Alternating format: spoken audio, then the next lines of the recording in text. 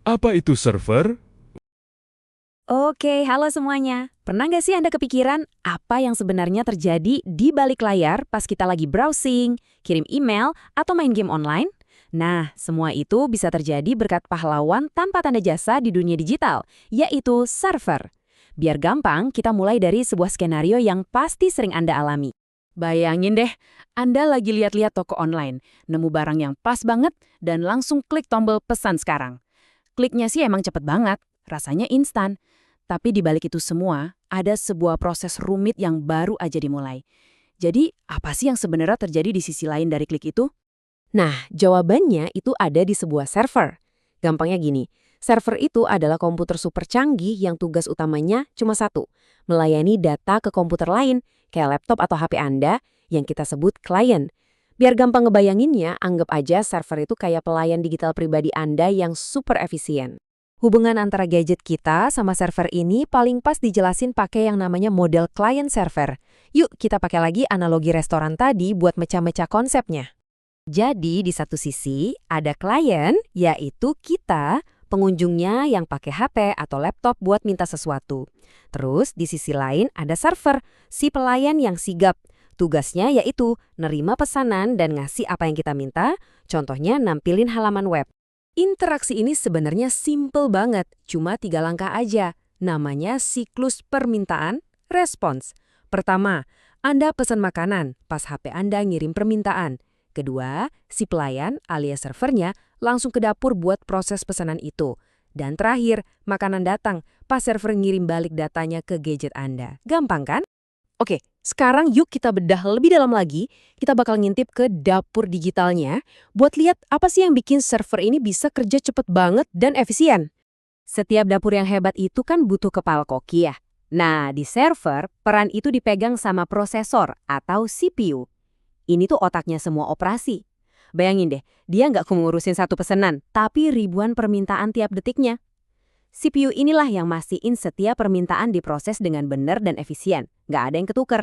Selanjutnya ada stasiun persiapan, atau teknisnya kita sebut RAM. Anggap aja ini memori jangka pendek yang super ngebut. RAM ini nyimpen semua data yang sering dipakai biar siap diakses sama CPU. Mirip kayak koki yang udah nyiapin semua bahan-bahannya sebelum jam makan malam yang rame. Jadi CPU nggak perlu nunggu lama buat dapetin data, semuanya lancar. Dan tentunya harus ada gudang utama, yaitu storage-nya, bisa hard drive atau SSD. Kalau RAM tadi itu meja persiapan, nah ini gudang raksasanya. Tempat semua file, data, dan aplikasi disimpan aman buat jangka panjang. Tiap kali kita upload foto atau nyimpen dokumen, ya masuknya ke sini. Siap diambil kapan aja. Kayak gudang yang rapih banget. Terus, gimana semua koki dan gudang ini kerja bareng pas kita mau buka website? Gini ceritanya. Pertama, browser Anda itu nanya ke resepsionis internet, namanya DNS, buat alamat restoran atau situs web yang Anda mau. Kedua, si DNS ngasih alamat IP, yaitu alamat fisik si restoran. Ketiga, browser Anda langsung datang ke alamat itu dan mesan halaman utama. Terakhir, pelayan alias servernya nganterin semua hidangan, file-file website ke meja Anda, yaitu browser Anda buat ditampilin. Nah, ini bagian yang seru nih. Sama kayak restoran yang punya spesialisasi beda-beda, nggak semua server itu diciptakan sama. Ada banyak macamnya dan masing-masing itu dirancang buat tujuan tertentu. Perbedaan paling dasar itu antara server fisik dan virtual. Server fisik itu ya satu mesin hardware yang berdiri sendiri. Di sisi lain, server virtual itu satu mesin fisik yang super kuat, terus dibagi-bagi pakai software, biar bisa jalanin banyak server independen sekaligus. Kayak satu dapur gede, tapi punya beberapa stasiun masak yang beda-beda dan kerja sendiri-sendiri. Nah, ini ngejelasin banget bedanya antara nyewa satu restoran penuh buat diri sendiri, sama cuma berbagi meja sama pengunjung lain. Kalau pakai server dedicated, semua sumber daya, performanya, kontrolnya itu punya Anda sendiri. Tapi ya jelas mahal. Kalau pakai server shared, Anda berbagi sumber daya. Jauh lebih murah, tapi performanya bisa aja bergantung sama seramai apa meja Anda.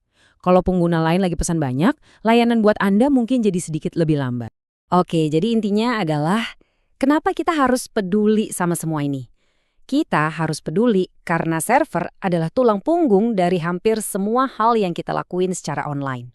Coba dipikirin, Server web itu yang nampilin situs web favorit Anda. Server email yang mastiin pesan Anda nyampe. Server database yang nyimpan informasi buat social media dan toko online. Bahkan pas Anda main game multiplayer bareng teman, Anda itu nyambung ke server game. Mereka benar-benar ada di mana-mana kan? Tentunya, buat ngejalanin seluruh dunia digital kita, semua server ini harus nyala 24 jam, 7 hari seminggu di pusat-pusat data di seluruh dunia. Dan itu butuh energi yang luar biasa besar. Seberapa besar? Faktanya, diperkirakan sekitar 1,5% dari seluruh konsumsi listrik global itu dipakai cuma buat ngehidupin pusat data. Itu jejak energinya setara dengan seluruh industri penerbangan loh. Ini nunjukin betapa penting dan masifnya infrastruktur ini buat kehidupan modern kita.